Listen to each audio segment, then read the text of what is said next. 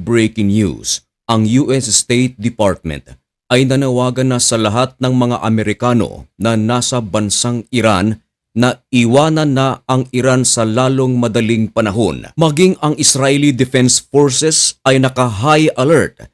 Ito ay dahil sa sinasabing surprise military intervention ng United States of American Forces sa loob mismo ng Iran. Kahit na sa napakatinding kaguluhan na nangyayari ngayon mismo sa loob ng Iran, meron na namang ginawa si US President Donald Trump na siyang magbibigay ng matinding kahirapan para sa Iran.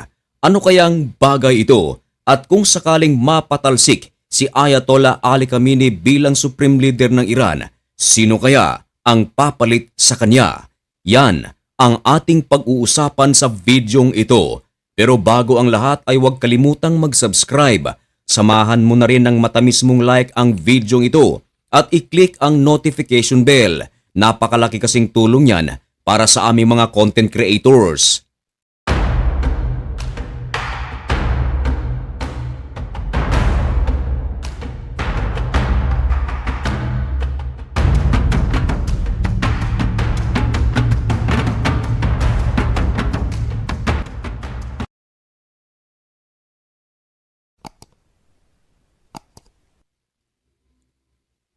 Maligayang pagbabalik mga kaibigan. Kumusta kayong lahat?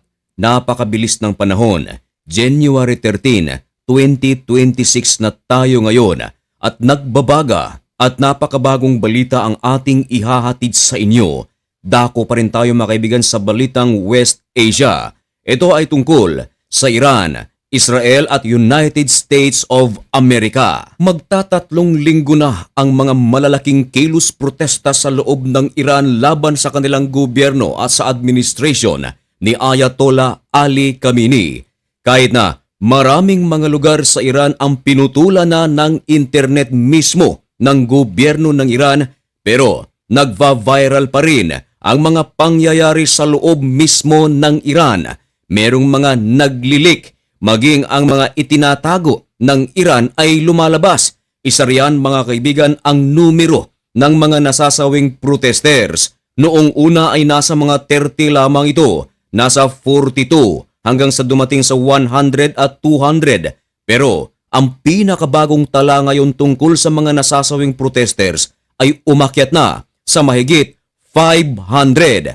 Kahit na merong mga banta ang Iran sa United States of America at Israel na aatakihin di umano nito ang Israel maging ang mga base militar ng Amerika na nasa loob ng Israel, marami ang mga nagsasabi na medyo malabo itong mangyari.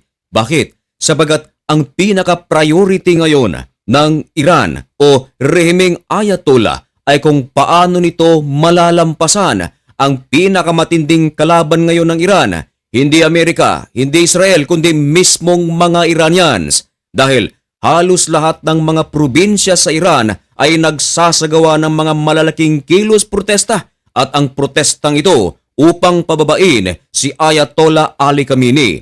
Ang masaklap mga kaibigan ay hindi lang sa loob mismo ng Iran, kundi ang mga Iranians din sa iba't ibang panig ng mundo ay nananawagan na bumaba na si Ayatollah Ali Khamenei. Aminado ang Iran na napakahirap na sitwasyon ito dahil ang kanilang kalaban, mismong kanilang mga kalahi. Mas lalo pang lumalakas ang mga protesters dahil kaliwat kanan ang mga pahayag na isinasagawa ni President Donald Trump at maging ang Israel na sinusuportahan nito ang mga protesters. At maliban pa riyan, merong nagngangalang Reza Pahlavi. Naggagatong din ito na mas lumakas pa ang mga protesters dahil isa siya sa mga isinisigaw ng napakaraming mga Iranians na ipapalit kay Ayatollah Ali Khamenei. Milyon-milyon ng mga Iranians ang nananawagan sa pagbaba ni Ayatollah. Pero wala yan mga kaibigan dahil meron na namang pinakabagong aksyon ang United States of America at napakalaking impact nito sa kahirapan ng Iran. Sabagat tahasang sinabi ng United States of America na magpapataw ito ng 25% na taripa. Saan? Doon sa mga bansa na nakikipagkalakalan sa Iran. At kung duda ka, Narito ang ating pruweba. Ibinalita ito ng CNN at sinasabi mismo ni President Donald Trump, effective immediately. Nako, sino ba namang bansa ang nakikipagkalakalan ngayon sa United States of America at the same time merong kalakal sa Iran ang hindi matatouch dito? Sigurado at malamang bibitawan nito ang pakikipagkalakalan sa Iran dahil napakalaking porsyento nito, 25%.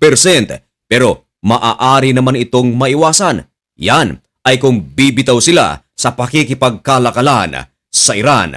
Sa ganun mga kaibigan, mas lalo pang maghihirap ang Iran dito. Buhat pa noong 2015 ay napakarami ng sanctions ang pinataw ng United States of America at ibang mga European countries laban sa Iran. Mula noon ay napakahirap na ng bansang Iran. Hanggang ngayon, namamayagpag pa rin ang maraming mga sanctions at dinagdagan pa ito ni US President Donald Trump. Pero sa pagkakataong ito mga kaibigan, tila mawawalan na ng pag-asa ang Iran sa pakikipagkalakalan at pagpapataas ng kanilang ekonomiya dahil tiyak maraming mga bansa ang bibitaw sa kanilang koneksyon sa Iran. Marami ang mga nagsasabi, mga analyst, na maaaring ngayong linggong ito bumitaw na si Ayatollah Ali Khamenei bilang Supreme Leader ng Iran. Ito mga kaibigan ay opinyon. Maaaring tama, maaaring mali. At kung sakaling bumitaw nga itong si Ayatollah Ali Khamenei bilang Supreme Leader ng Iran, sino kaya ang papalit sa kanya? Now, mga kaibigan, walang ibang pangalan ang matunog na matunog kung sino ang papalit sa kanya. Ito ay si Reza Pahlavi. Tahasan itong sinabi na maghanda na raw ang Iran sa kanyang muling pagbabalik. Siya rin ang nagbibigay ng lakas sa mga milyon-milyong mga Iranians. Sinasabi nito na huwag iwanan ang lansangan. Dagdag pa ni Reza Pahlavi na hindi lang daw siya ang sumusuporta sa mga protesters, kundi maraming mga bansa sa iba't ibang mundo. Tinutukoy nito, isa riyan mga kaibigan, ang Israel at ang United States of America. Dagdag pa ni Pahlavi na tinututukan ngayon ni US President Donald Trump ang kaganapan ngayon mismo sa loob ng Iran at handang-handa raw si President Donald Trump na tumulong sa mga protesters. Sino nga ba ang taong ito? Well, siya lang naman mga kaibigan ang anak ng pinakahuling Shah ng Iran na si Muhammad Pahlavi. Tinatawag siya na Crown Prince of Iran pero sa mga panahong iyon ay 7 years old pa lamang siya. Yan ay noong 1967. Meron sanang ibibigay sa kanyang napakalaking rule sa Iran kahit na ito ay 7 years old pa lamang. Pero noong 1979 ay nagkaroon ng isang napakalaking revolusyon sa loob ng Iran at pinatalsik nila ang monarchy. Dito na pumasok ang rehimeng Ayatollah at na-exile ang Pahlavi family maging ang gobyerno nito. Samantalang itong si Reza Pahlavi at the age of 17 ay nasa United States of America at nagtitrain bilang fighter pilot. Habang siya ay nagtitrain sa Amerika, ang bansang Iran ay hindi na sa kanya dahil ang kanyang mga magulang ay pinatalsik na ng Ayatollah regime. Mula noon hanggang ngayon, si Reza Pahlavi ay hindi na nakaapak ng Iran. Ngayon, malaki rin ang problema nitong si Reza Pahlavi sapagkat maraming mga tao ang isinilang matapos ang revolusyon at hindi nila kilala ang pangalang Reza Pahlavi. Pero hindi rin maikakaila na milyon-milyon pang mga tao ang nakakakilala kay Reza Pahlavi.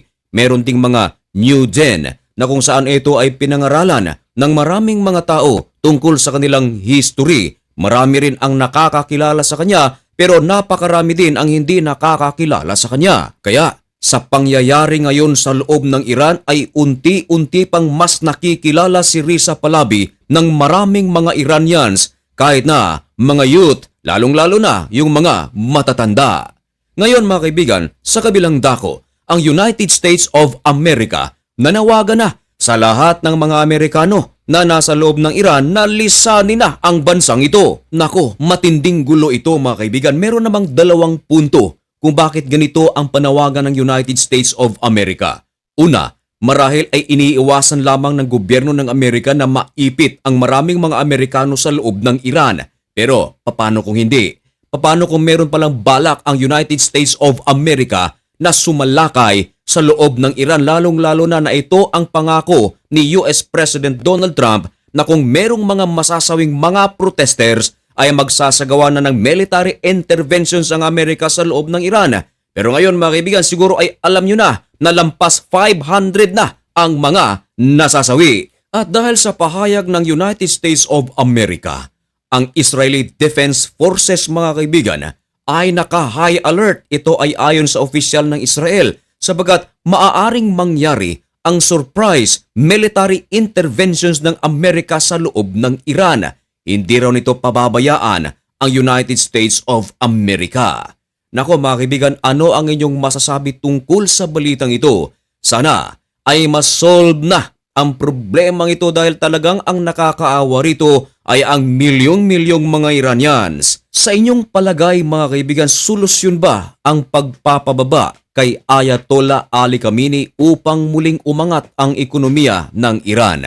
Ipaalam ang inyong mga komento dyan sa comment section at malugod ko po iyang babasahin. At mga kaibigan, hanggang dito na lamang muna ang video ito. May God bless you and thank you so much for watching. Goodbye.